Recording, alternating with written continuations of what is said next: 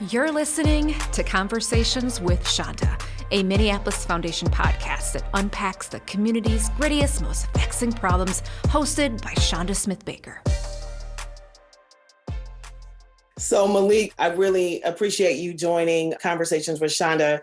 Even though you are my child, the way that actually we got to this conversation is through many people that recommended that we have a conversation around V3, something that you've been working on, specifically a request to have you on. And so even one of our staff members, Josh Johnson, said, hey, I think you should have someone from V3. So I think it's quite a compliment. I'm not even sure Josh knows that we are related, that those recommendations were coming in. Normally they would be like, you should have your son on. And then there's like, hey, there's this guy I know that I think you should have. Because of the multiple recommendations, we wanted to bring you on. And I say that because I think it's important for you to know and others to know that your leadership is being seen and validated by many people in this community. And I just appreciate you taking the time this morning to be with me in this conversation. I appreciate y'all for having me. Shout out to Josh. I'm not even sure that we've met before, but appreciate all the recommendations and excited to talk with y'all and you. So Malik, can you say a little bit about who is Malik so that the listening audience can get a sense of you and what you've been up to? Yeah, I mean, Malik is a son, a brother, uncle, believer in God. I was born and raised in North Minneapolis, so I'm a lifelong North Sider. I still reside in the North Side. Currently, I work in, I call it sport business, V3 Sports, which is a nonprofit located in North Minneapolis. So I live, work, play in North Minneapolis. I come from a family that's always lived, worked, and played in North Minneapolis, so generations. And so I grew up as a three-sport athlete. I played basketball, I ran track, and I played football all the way through high school. Ended up getting a scholarship offer to the University of Iowa and signed there my senior year of high school. Went to the University of Iowa for about 2.5 years. I transitioned out of there. I went to Western Michigan University and finished there in 2018. Was a part of the 2016 13-0 team, MAC champions. And, we did it big that year. Was the highest ranked group of 5 team in college football that year. We played in the Cotton Bowl in Jerry's World in Arlington, Texas against Wisconsin. I had one more year after that and finished up. Graduated with a sport management degree, moved back to Minnesota. And to add to that, I think it's also very important for folks to come back to the neighborhoods that they grew up in to try to make them better places. After we are fortunate enough to go on and learn and get exposed to so much, to bring that back to our communities. When you talk about being from the North Side, right, like it's so fraught with lots of opinions about what Northside is and what it produces. Like when you say it with such a sense of pride. Has that always been the case? Like how do you see the Northside? Yeah, I got so much pride surrounding the North Side. It's allowed me to become who I am. And when I think of the North Side, I think of family. I think about growing up, being outside with friends, running around the Minneapolis parks, playing sports, building lifelong friendships, going to the Cub and seeing my cousins. And I really just think of it as a big family, a community that has untapped potential. And I think we'll see that in the next few years. So when I think of the North Side, I am very prideful of it. And that's because I see how it is, how it was, and what it can be. It also has come with some hard moments, right? Like me knowing that you came up through sports and park board and the Police Activities League. I remember some of those young people that you were in sports with that have taken on different tracks. And so what do you think could have been done differently or should be done differently for young people that are sort of on the margins? Yeah, I think I don't have the answer to that. I would just say, from my experience, just growing up in the park system, you hit a certain age and you're not thought of anymore. You hit 14, you get to the high school age and the high schools are expected to take you on versus what you've known your whole life, which is the park board systems. So for instance, if I was going to Fallwell Park my entire life, when I hit 14, because it is a small park, they might say, you're not really welcome in here anymore because we got this other age group that we're focused on. And then when you do that and there isn't an alternative, you just go outside the parks. In Minneapolis, what you see is parks going against parks, which is neighborhoods against neighborhoods. So, some people lack the guidance to transition from middle school to high school. And with that, there's a lot of great players. I always say I was never the best player on any team that I played on, but I had different resources and exposure than most, which allowed me to excel and to become who I am. I really think just that middle school to high school age is so critical, and that if we could figure that out, I think that is really one of the most proactive ways to combat some of this community violence and to keep some of our young folks off of the streets. And right now, just thinking about the youth sports world right now is growing rapidly, and travel sports is taking off, which is taken away from our park systems on the sports side. And don't get me wrong, there is some programming for teens, but it's more like a come in for a teen night here and there. It's not like everyday programming. I guess I've never thought about it that way. So what I'm taking from what you're saying is that you're sort of growing up in a small place where everyone sort of knows your name, your behavior. They're going to tell you to stop. There's a lot of consistency in those relationships. And then when that network of support gets shifted, they basically don't know how to acclimate to the new way. There's nothing that helps with that. Yeah, there's no transition. And then you also have to deal with the high schools. The choice is yours. So now our kids are not necessarily going to their home schools. And I'm a product of that. My home school is North High School, and I graduated from Cooper High School. And, there isn't the same support in these suburban schools as there is in the neighborhood schools. And those are most likely the people that know your family in those schools that you've grown up around and have some respect for. And then you go to these suburban schools and they don't give you the same leeway. They don't talk to you the same. So you're more on a short leash, that you're already from the north side. So you kind of got a bad rep in a way. They don't really expect much from our kids. And I'm not saying that for all, but that has been a thing.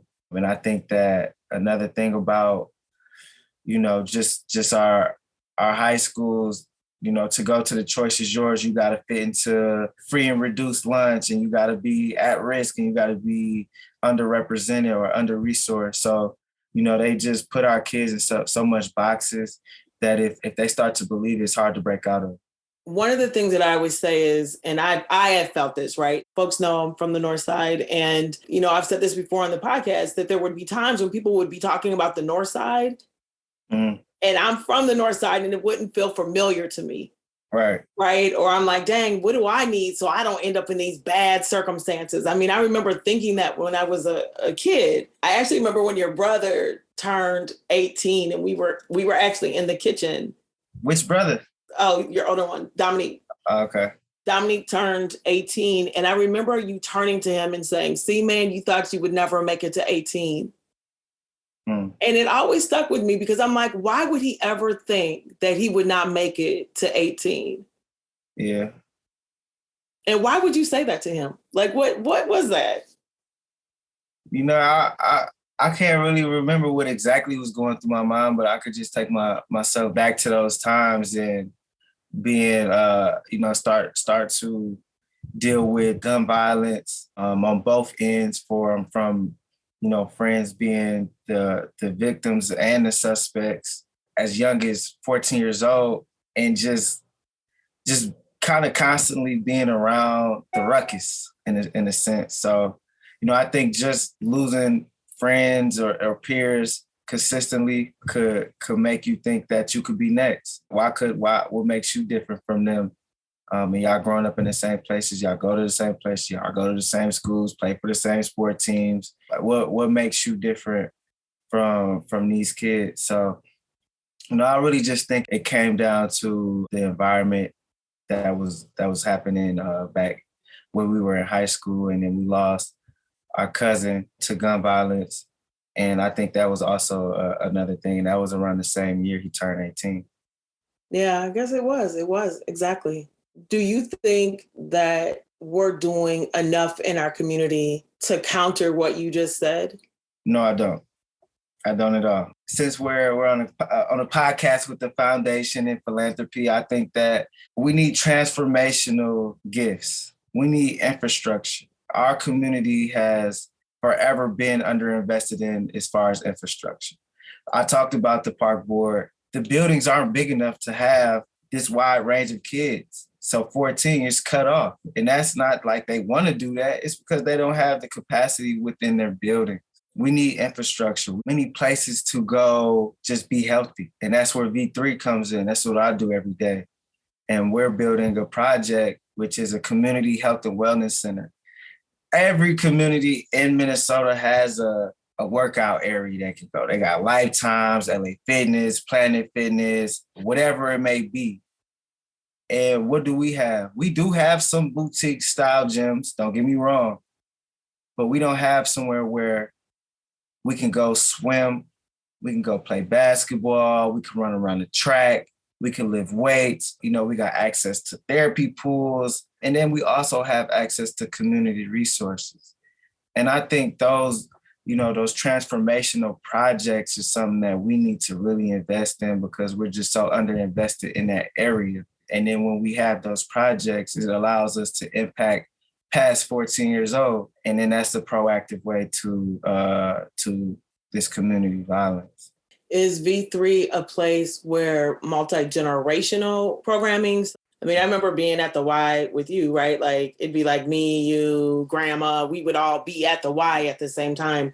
And I guess we don't really have a lot of spaces where whole families can go. Is V3 going to be a place where whole families can be together around wellness? Yeah, and it's funny that you say that you bring up the Y because V3 started out as a swim team and triathlon team, and we swam out of the Y on Broadway. And that Y closed down to be a youth enrichment center.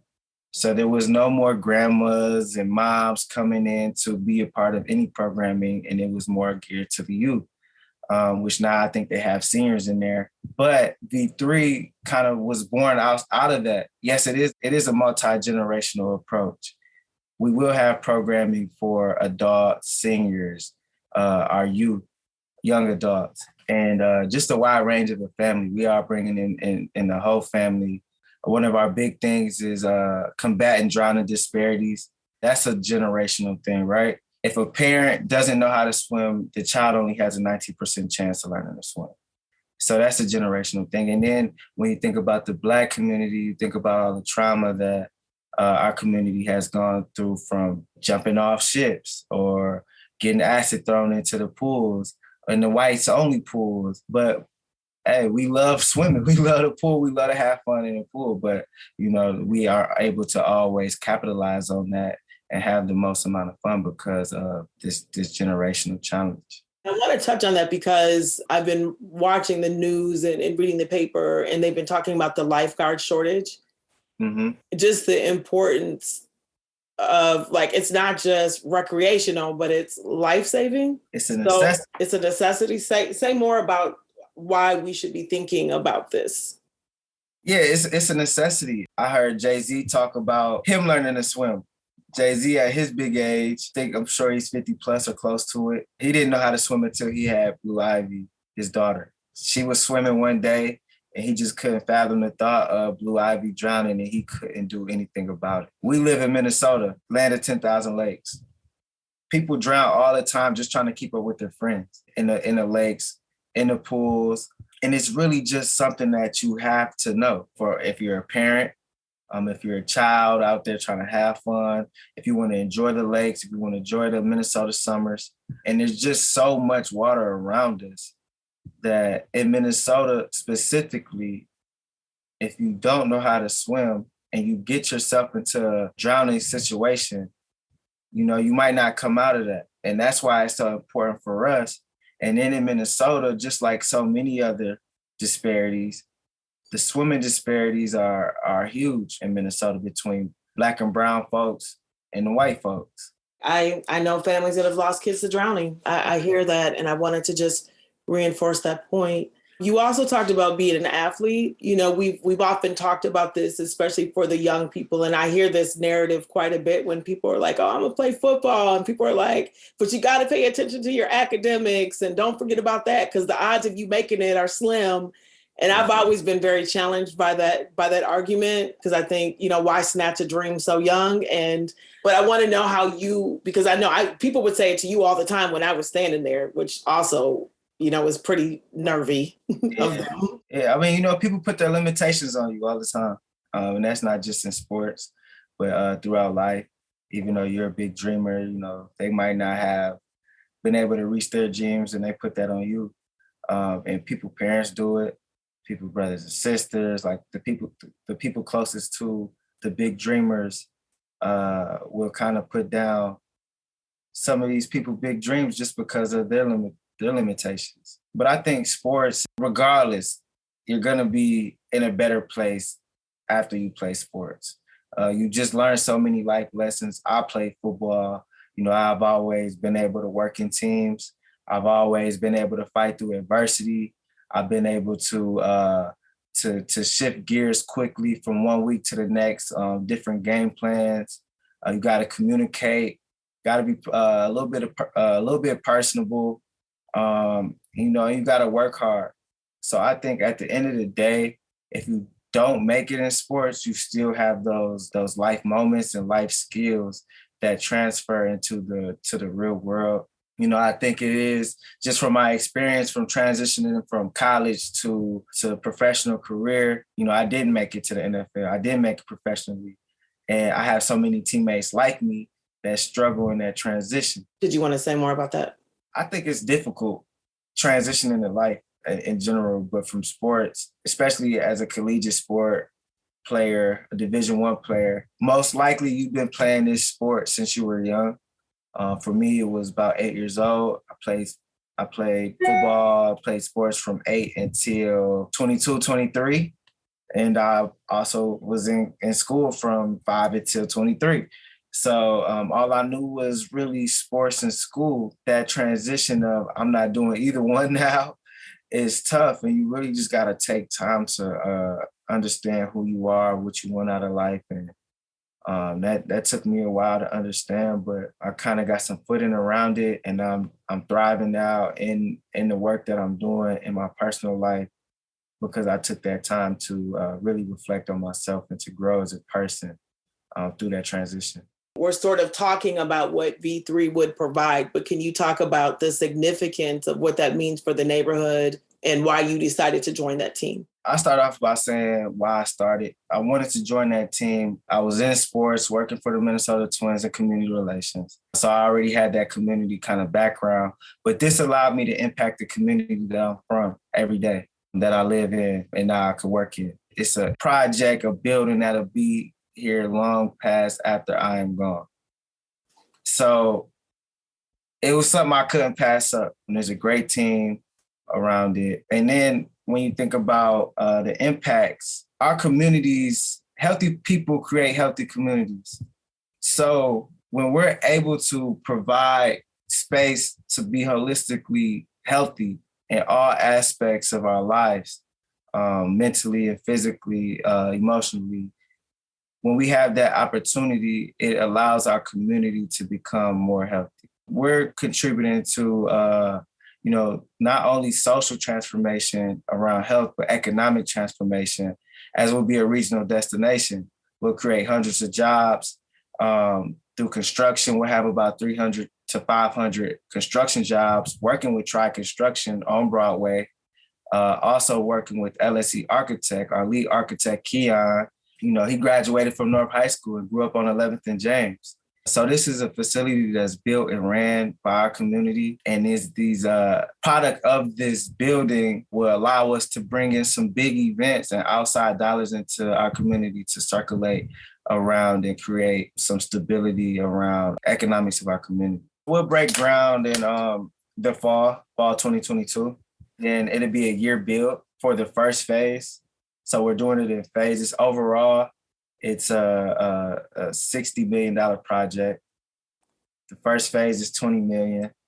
And that is what we're really trying to get in the ground is to learn to swim pool. It's an instructional pool. It's a 25-yard pool. We're getting that in the ground. We're also getting in there workout areas that I spoke a lot about. We'll have a cafe space, drop-in childcare. We'll have a hydrotherapy pool, and then we'll have some community event spaces in that first phase. And then the second phase is the bigger part, where we'll have the Olympic pool, we'll have the 4 courts, some additional parking, and some additional retail spaces. What kind of events do you see coming there? So there'll be a wide range from athletics to career fairs to conventions to, we're in talks with, Minnesota Sports and Events. We just had the Women's Final Four. And we'll have 4 basketball courts at the V3 Center. And that is a direct connection to the North Minneapolis community and the Women's Final Four. And that's just an example. Another example is our main pool was utilized to select the 2020 USA swim team. It's a Murtha pool, one of the best in the world. And Minnesota is bidding on the next USA swim trials. And that's another connection point to the broader state. So we'll be able to host some national kind of regional events from those career fairs, but also to AAU basketball tournaments, which now we don't really have many places in North Minneapolis to do that. And as an AAU parent, we had to drive to Hopkins, we had to drive to Eden Prairie, Maple Grove, all over the place. St. Michael, St. Cloud, yeah. St. Cloud, and this is every weekend. And we go out there and we spend money in their neighborhoods, in their communities, and then it circulates there. And now we'll have the opportunity for that to happen in our own community in North Minneapolis. And North Commons Park will also have some nice courts, so we'll be able to do some big things in North Minneapolis collaboratively. So your work in community and how you show up is actually extended beyond V3. I know you sit on a couple of boards. And I'm really curious on why you wanted to do that. I don't think we've ever talked about that, and what the importance you see and the benefit of serving beyond where you're working, right? Like a lot of the people that have been on this podcast have used their platform and their leadership beyond where they're formally situated to find other places to lead. And so I'm curious on how you sort of landed on, I want to do board service. Yeah, so I sit on the board at Appetite for Change, as well as Raise the Bar. And I'm on a committee through the Minneapolis Foundation, Fund for Sacred Community. After I got done playing sports, after I graduated, I ended up going back to school to get my master's. I got my MBA and concentrated on sport entertainment management. And that took up so much time. And so when I was done, I just had all this extra time. And I'm like, just working a full-time job, that's a lot of time, but I don't know, I just had extra time. So I'm like, what can I do to continue my growth in community, to continue my growth as a person and professionally? I started getting opportunities to join boards because of where I sit in community. I think people are attracted to my age as being a younger voice in community with a little bit of face value and social currency. So, even though I had those opportunities, what really drove me to being a part of those is because it extends impact for me.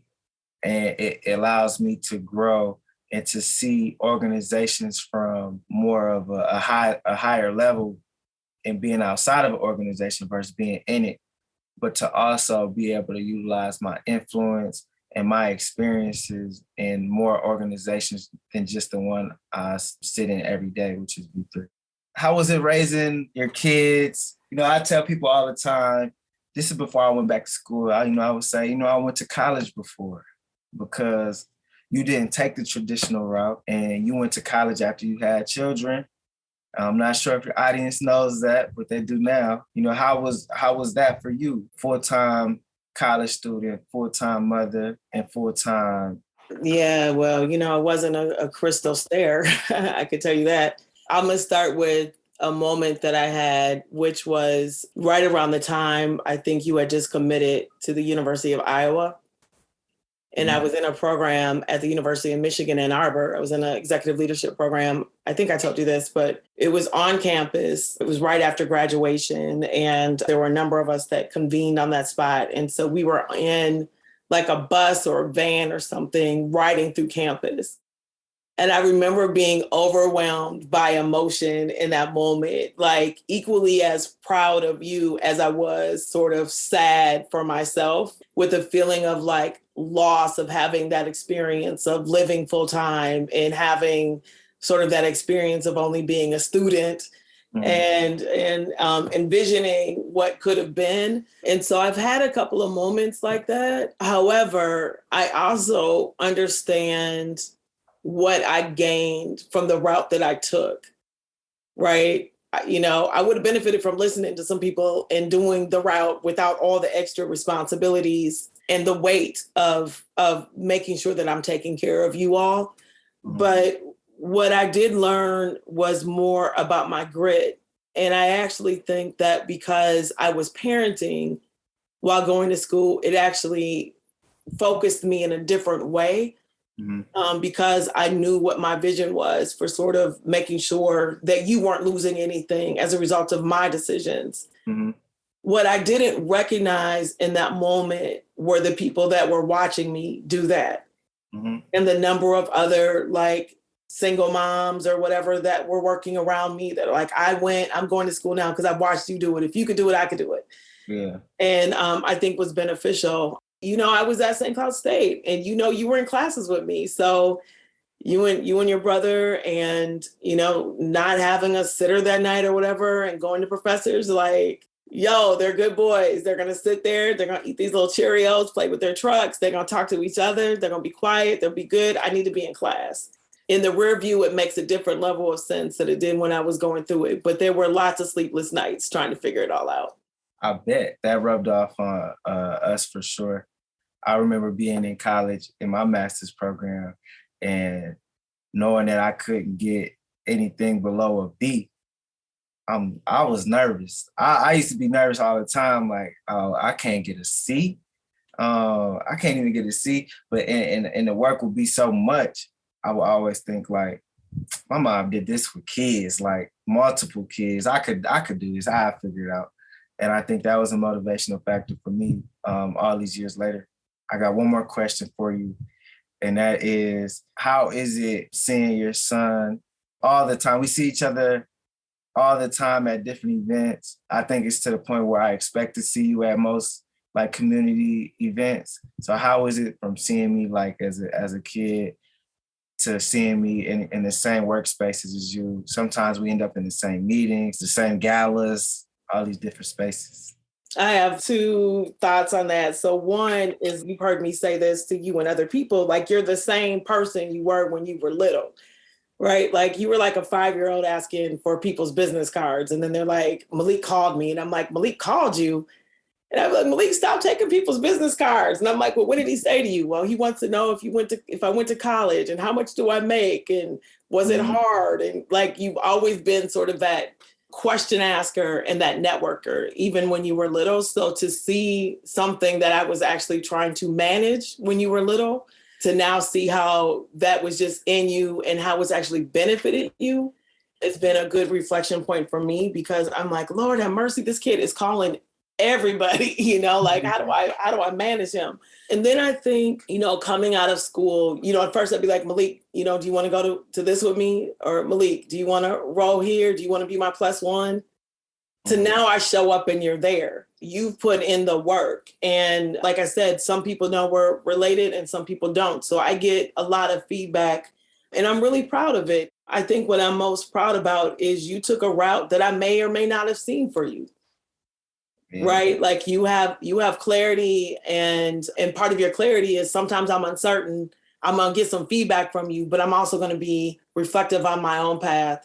And so I'm very proud of you, and not only you, but the circle of young men that you've had around me through your sports and others that I think are just doing amazing things in the community. Appreciate that. So let's talk about your friends, right? Because all of you all have come from this neighborhood, and Some of your friends have encountered and had less maybe support. Some of them have had maybe more. I don't know. But I know some of their stories. And did you guys make like commitments to each other? Like what, or is it just part of how you show up as friends? Like, did you ever express it? Nah. So back then, we would get into things, but at the end of the day, what was important to us was sports.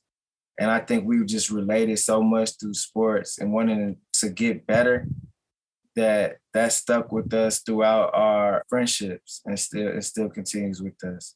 Mm-hmm. So we would go out on the field in 100-degree weather, like how it was last week. We would go out, and if y'all don't know, it was 100 degrees a few days. Like we would be out there all day. Turf is hot, cleats melting, and we would just go out there and grind. And I think just challenging each other in that way allowed us to challenge and compete, not against each other, but with each other as we navigate through life to be the best we can be as individuals and in our relationships. And I think all of you all have college degrees, yeah? Yeah, for the ones that want to get a college degree, we got them. And the ones that didn't get degrees are entrepreneurs. One of my friends, Dave, is in the Mall of America. He has a store in the Mall of America. He's a social entrepreneur, For the Love. Go check him out if you're in the Mall of America. And then I got another friend, LJ, who does jewelry. He creates jewelry, and he's doing his thing in that world. So if college was for us, we went to college. Most of us played sports in college, and that was kind of our entryway to secondary education. But then some of us, tried college and said, "Oh, that's not for me. I want to work for myself," and that's what they're doing and thriving in that. The reason why I think it's important to tell that story again is like not just the stories of who exists, lives, and thrives in North Minneapolis, but there's also a narrative around Black men and Black men's success and folks around your age, particularly, well, for a long time, right? Like the matriculation into college and what does it look like to be successful, and how we look at it from a community perspective. Do you think it's too narrow? Like, do we feel like college degree is it, or you're not successful? Like, do you think we're narrowing in the way that we're approaching philanthropy in the conversation that's not supporting people living out full dreams? Oh, yeah. College isn't the same thing as it was for possibly you and what your mom and dad pushed and community was pushing before. There was, different circumstances. The recession, 2008 changed that a little bit, where you can have a college degree and still couldn't get a job. So I think that right now in this social media age and just there's so much creativity out there that you could find a way to make some money and do it in your way, however you want to do it. You could do it in, the best possible way that you know how. And that doesn't always need a college degree. I'm a believer in education, however, but I think that it should come with a plan. And I think when you talk about philanthropy, I think you gotta be open and innovative to how you look at how you distribute funds. A lot of philanthropy, a lot of foundations right now are going into the racial equity type lens. Hopefully now that the foundations aren't locking people in to these boxes. Like I talked about earlier, you can't have more than this amount of money. You can't, you gotta be from this community to get these funds. And, I think philanthropy can do that. But you got to be innovative in this work, I believe, to really capitalize on all of the great things people are doing through their own businesses and through their own creativity, minus the colleges. So as, maybe the last couple of questions, I want to focus on philanthropy and development. So you're raising money for V3. That's your role, right? Primarily? Yeah, I wear a lot of different hats. I wear a small team. My technical role is community engagement, director of community engagement and partnerships. And with that, fundraising is in that and development work. But, I also work with the architects. I also work with consultants, different funding sources out there, such as new market tax credits. I really wear multiple hats, and development is a part of those. I'm constantly exploring what else we can do in philanthropy to support communities. And now you're on the development side, right? Like I was raising money differently when I was leading at Pillsbury United Communities in my various roles. This role of raising money and bringing investments into the neighborhood. What have you learned in those relationships? Like, what are you learning as a part of that? I think people are scared to invest in North Minneapolis. I'm gonna just throw it out there. I think that people are hesitant to invest in those bigger gifts. I think the programming gifts are gonna come and should continue to come. But when you start talking about the infrastructure, as I spoke about earlier, I think there's some hesitancy around that. When we talk about programs, and there's a lot of great programs in North Minneapolis. A lot of them. There's a ton of great, and I hope philanthropy and foundations continue to invest in those programs. But in the same breath, I do think that we need to start investing in infrastructure in our communities. And there's a stat out there, just in, how if you're, so North Loop and North Minneapolis are a 5-minute walk from each other. North Loop had $1.2 billion invested in North Loop in commercial development. Over that same time, North Minneapolis had 13 million. I want to say 13 million, don't quote me on that, but it was around $13 million invested in commercial development. How can we thrive as a community with those type of disparities within 5 minutes from us?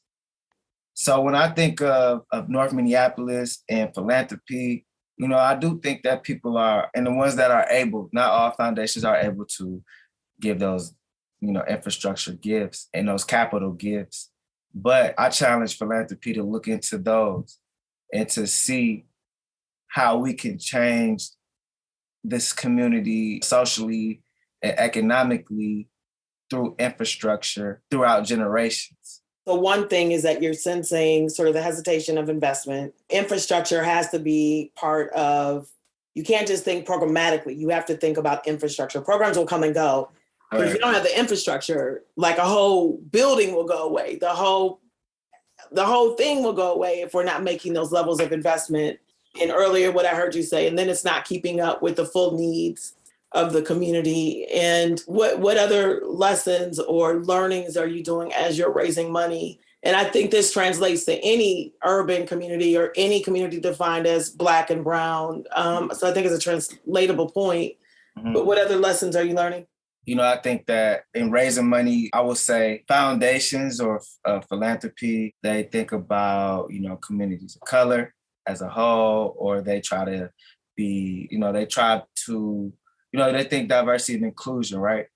And then they want to see how you're affecting the Hmong community, the Somali community, the Black community, whatever, the white community. They want to see all of these different things in one place. But then when you say, oh, I'm about to do this for the Black community, it's not the same response. What do you mean? It's not the same response when you specifically single out the Black community. A lot of what we talk about at B3 is disparities between the Black community as well as Black and Brown communities. But when we say Black community, like African-American, we don't always get the same response, of interest. Okay, I'm processing what you're saying. I see it. So meaning that foundations are looking at inclusion. They want to put everybody under the same tent. Right. Every community has specific or nuanced needs. Right. And instead of targeting what a specific community needs, they're trying to be inclusive instead of targeted in their investments. Exactly. Well, on the philanthropy side, I guess, there's so many people that are just out here trying to raise money. I'm in formal philanthropy. And so, that's been a transition within itself, right? Because I saw the limitations of it on one side. Now I'm working in it. It's not like I don't see some of the limitations, but I'm certainly working very hard at the Minneapolis Foundation and beyond to make it easier and more accessible for our communities broadly to access resources and relationships. Sometimes it's not money right away. Sometimes it's a connection that helps you get to money. You know, part of what I know about you is you're sort of, I don't know if aggressive is the right way, but you're intentional about being in relationship with people, knowing that those relationships transfer in a number of ways. And, you know, I think that it goes both ways. I think philanthropy acts as it does, but I also think community, because they've been excluded from formal philanthropy, doesn't always know how to engage in it. I guess I'm trying to say is like, you know, when you started, you were probably uncomfortable going in and making the ask for money. Like, are you still uncomfortable? Like, are there other lessons that you can share for people that are maybe out here trying to start something, do something, be in a development role that you think would be useful to either philanthropy or to the person raising money? Yeah, you know, when I started out, I was a little bit nervous about making ads because I never done it. But now I got into the point where, you know, it's much bigger than my nervousness. It's about our community and creating a safe place where we can be healthy. And when I think about that, that gives me the motivation to go out and make ask, even though it might be a little bit intimidating. When I say it's intimidating because you just don't know the response that you'll get. And I'm not saying about yes or no. I'm talking about, you know, you might not get a follow-up. You might not hear a reason why you didn't get a follow-up. So I think it makes you a little bit aware of the relationship when you make those ads. So, you know, to me, you know, I come into every meeting as myself, and I come in authentic. You know, I come in just in a mindset of trying to actually build a shared value relationship for the betterment of our community, which I assume that's why they're there as well. Malik, what's the best leadership advice that you have gotten? You know, I think probably it is keeping the main thing. And that's something that I learned through football. There's so much going on in the world. There's so much that needs to be done. There's so much that's going on in the community. You want to do this, you want to do that, but you really got to take care of home. You got to take care of what your main focus is, and to keep that in mind, that end goal to where you want to go, and trust that process as a leader, knowing that people are counting on you to show up every day. And, you know, we always try to provide some level of resource on the podcast. Is there a book that you've read or something that you watched or something that you go to that sort of did inspire or does inspire you on a daily basis? Like, is there people you follow? Is there a book? It's so much. I follow so many people. First of all, on Instagram, that's kind of how I use my Instagram. Is I follow, you know, inspirational people that I look up to. You know, Nipsey Hussle was one that I really looked up to, and I still look up to him. Why? He represent me. I see myself in him. You know, he's an entrepreneur. He was young, probably early 20s, and he was a rapper, but he was telling people, don't buy that jewelry, invest that money, go buy some land. You know, he was just talking differently. He was speaking a different language than the normal rapper that I would listen to at the time. And I think just that, and then just to follow him in his interviews and his career, you know, I think that just, I looked at him as almost a mentor, but through YouTube, you know, him, Master P, Jay-Z, Dame Dash, you know, people like that. But then, you know, Rick Ross is also one that I look up to. As far as, you know, people in the city, I got into the sport business kind of world from an event that you invited me to, and I heard Kevin Warren speak, and that inspired me to think about sports in a different way, and to think about the business of sport and not just the on the field part of sports. So that's another person. And then as far as books, you know, I'm just not getting into reading, but you know, I read you know, 7 Habits of Highly Effective People. Shout out Sean. He gave me that recommendation, and I think that's one that really kind of developed my mindset and how I move on a daily basis. Sean Jensen. Sean Jensen, yeah, shout out Sean. Last question is going to be just sort of the importance of mentorship, because it's one thing to sort of get inspiration. You talked about Instagram, you shared a book. There's sort of informal coaching or mentorship. Like, how have you approached that? Oh yeah, I have so many of them. I'm strategic about it at the same time because mentorship could go very wrong. How can it go wrong? People could think that they're thinking they're helping you or they're doing the right thing, but they could be doing the total opposite. Like we talked about, people saying, "Oh, you should have a backup plan," right?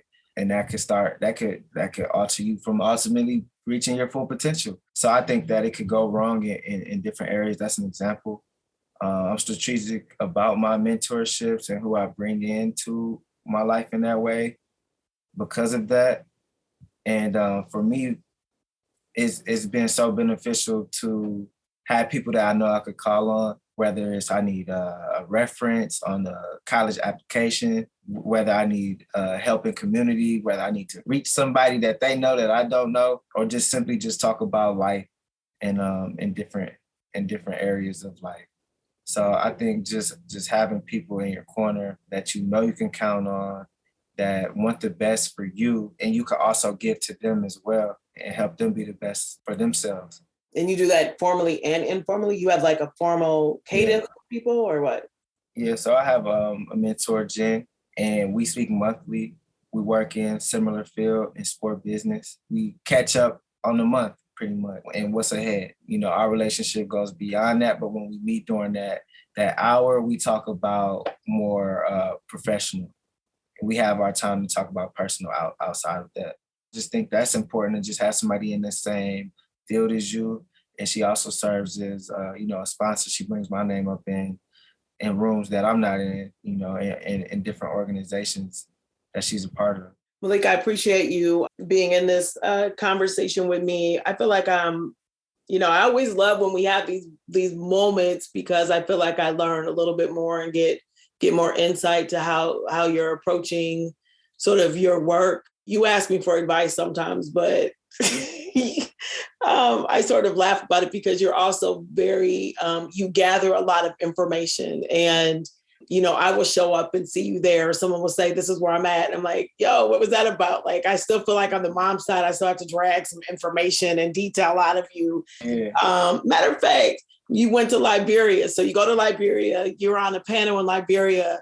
Yeah. And I ran into someone that you were at. And I'm like, I don't even know why he was there because he didn't say why he was there. Like, why, but you were in a panel in Liberia. Talk about, because I think there's so many of us that have not been to Africa, right? Our motherland, and what that meant to you to be there and who you went with.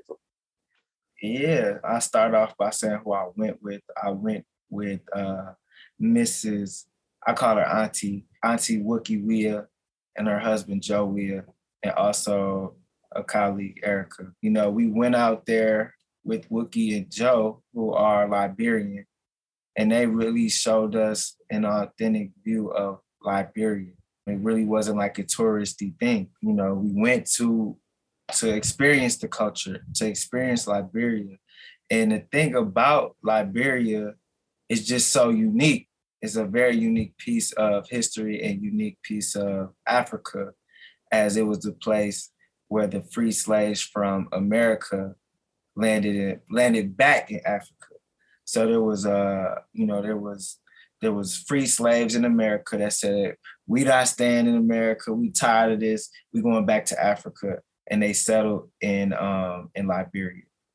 And just knowing that history, going to the place where they first touched down in Liberia, it just moves you, and it's honestly hard to explain the feeling, but you can almost feel like your ancestors at that moment and throughout the time that I was there. And it's the people are great. The food is amazing. They have a lot of great, merchandise, and there's a lot of potential there in Liberia as a country. Yeah, talk about your experience with the kids there. The kids were amazing. So I visited 2 schools. One of the schools I met, literally, she's a genius. She knows how to spell every word. that you throw at her. She's like 8 years old. You know, she's a star in Liberia. Everybody knows her. So I went to, it was a private school, and it made me kind of more appreciate my education growing up, knowing that, you know, these kids, like we asked coach, how did y'all get to school today? You know, some of them walked, some of them rode on the KK, which is like almost like a go-kart or like a moped. And then some people got dropped off. You know, I'm thinking, you know, they got on the school bus, but that's not how they got there. And then they're in there and we talk about infrastructure and buildings. Everybody knows hot in Africa. They got windows and that's it. There's no AC. They sitting in there hot, which I'm sure they're accustomed to a little bit, but just being in that environment and then just hearing them learn, they were just so educated, so smart. They speak English in Liberia and most of West Africa. So we were able to have a lot of great conversations with those kids. And then also went to another school, which is a football academy, a soccer academy, which they had came to Minnesota as a team and played in Blaine at the National Sports Center. And so we were able to have a lot of conversations about Minnesota, but these kids were just so dedicated to their academics and soccer. It was amazing. The soccer team is coached by one of the best players on the national team. President of Liberia was a national team player, a great soccer player that a lot of people respect in that world. So it was just awesome. They were talkative, they were engaging. I had braids to all the girls at school. You got to have braids to the back. So we had the same hair. And, we talked about that a little bit. So, I mean, it was just so similar in ways that it felt like home outside of kind of really the infrastructure. Yeah, you were hot. It was hot. It was hot. Well, look, I imagine that it was a life-changing trip, and I'm glad you got to experience it. It was one of those times where I'm like, now he's inspired me. One of the many times in which you and your siblings and others have inspired me, that was certainly one, to be able to see it. I found out more on this podcast, so I'm grateful for this vehicle to learn a little bit more about what my child did in Africa. And thank you for joining us in this conversation, Malik. Yeah, for sure. Before we go, just the listeners out there, anybody that's interested in learning more about V3 Sports and what we're doing in North Minneapolis, we got a website, it's v3sports.org. We're on Instagram at V3 Sports, and so and we're on Facebook and LinkedIn at V3 Sports. So add me on LinkedIn, Malik Rucker, and yeah, look forward to connect. Thank you, Mom, for having me on this podcast. It was great to talk with you in this space. I'm sure we'll have dinner later. I'm sure we will. If you enjoy this show and want to learn more about what we do here at the Minneapolis Foundation, please visit us online at minneapolisfoundation.org. And of course, if you want to follow Chanda or the Minneapolis Foundation on Twitter or Instagram, that's Chanda S. Baker or MPLS Foundation. This is Supak Kienitz. Thanks for listening.